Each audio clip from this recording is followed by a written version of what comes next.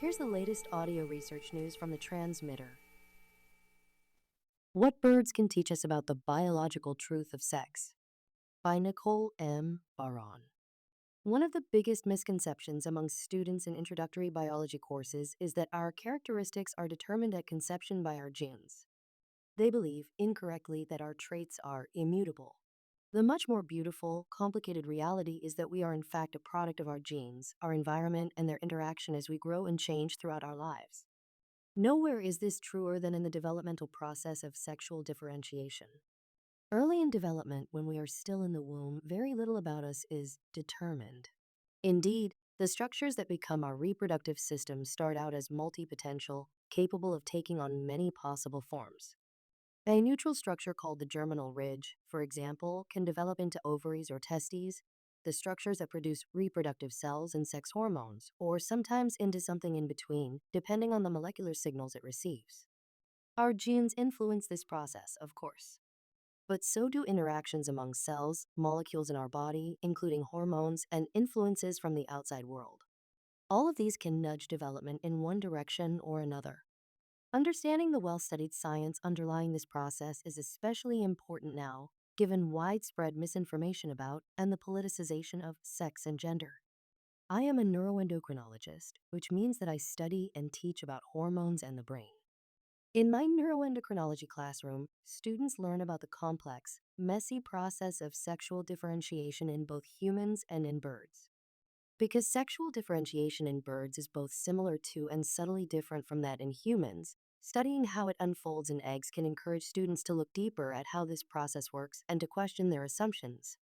So, how does sexual differentiation work in birds? Like us, our feathered friends have sex chromosomes. But their sex chromosomes evolved independently of the X and Y chromosomes of mammals. In birds, a gene called DMRT1 initiates sexual differentiation. DMRT1 is also important in sexual differentiation in mammals and many other vertebrate animals. Males inherit 2 copies of DMRT1 and females inherit only 1 copy. Reduced dosage of the gene in females leads to the production of the sex hormone estradiol, a potent estrogen, in the developing embryo.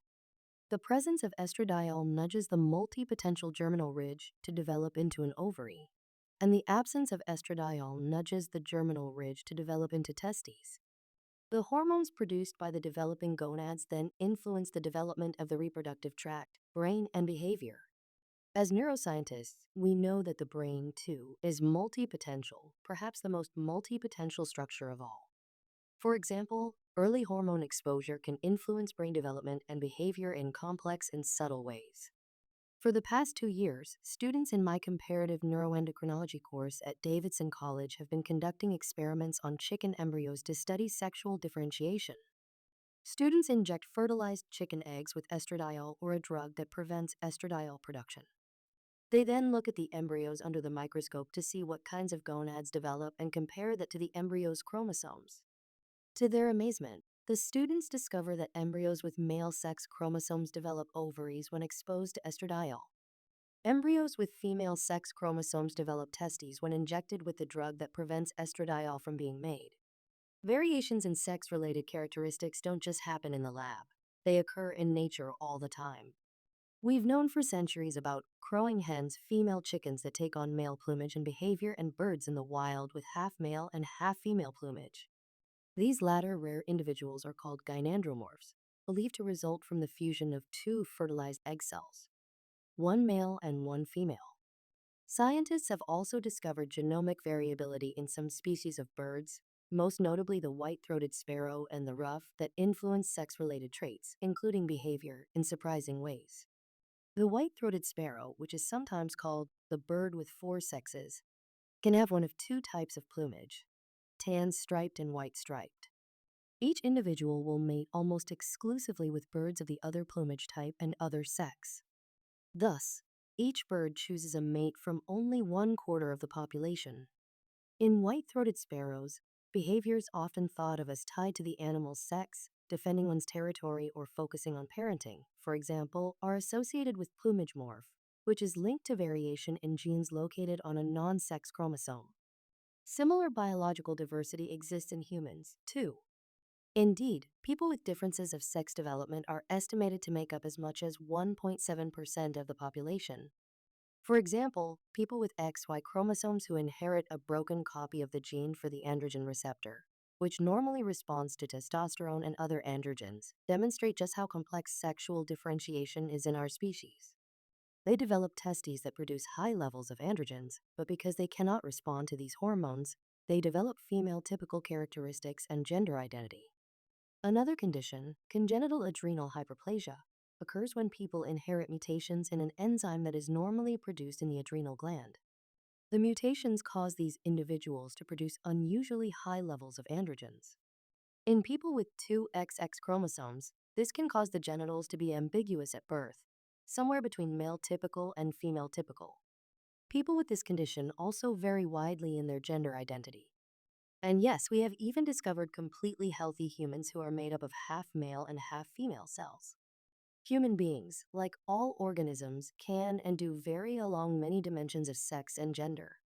Despite the overwhelming scientific evidence, many people still mistakenly believe that sex-related characteristics are determined by our genes and immutable.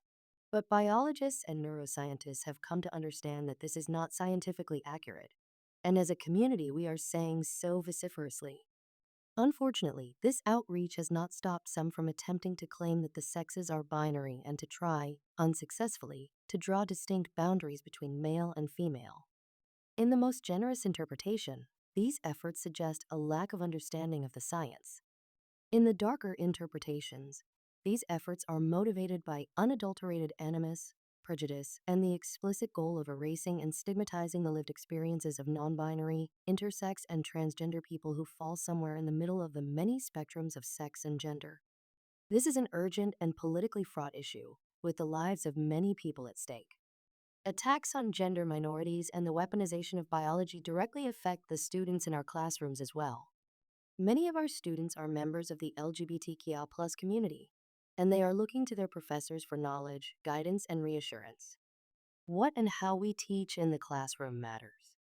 As a faculty member with relative power and privilege, I feel an immense responsibility to do right by all my students, but especially those whose identities are currently under attack. In the classroom and in the laboratory, we have the opportunity to teach students the scientific process and how to critically evaluate scientific evidence. We would not be doing our job if our students did not leave our courses with a deeper understanding of the true diversity of sex and gender we find in the natural world. I believe that it is important for my students to learn about the dynamic, complex process by which sexual differentiation occurs because it is the truth. And so, in my classroom, we explore these biological truths by studying birds who, by allowing us to break free of our previous assumptions, have so much to teach us about ourselves. This audio was created using artificial intelligence. Stay up to date with the latest neuroscience news and perspectives at thetransmitter.org. Follow audio research news on Spotify, YouTube, or wherever you get your podcasts.